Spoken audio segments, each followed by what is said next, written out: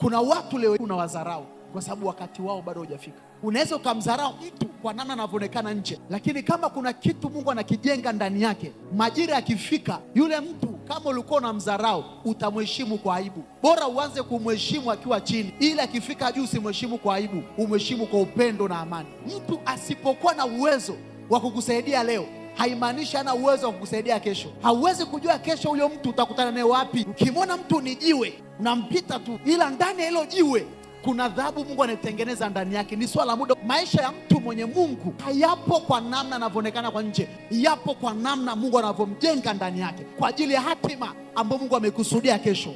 Kila mtu unayemwona, amini hivi, kuna kitu anaweza akakusaidia. Yule ambaye unaweza ukamwona anatembea kwa miguu, kesho asitembee tena kwa miguu. Yule ambaye unaona anakula kilichopo, kesho akala anachokitaka. Life laama viwango, laama level. Kuna mtu leo unamwona yuko chini, kesho akawa juu level moja na wewe pale pale.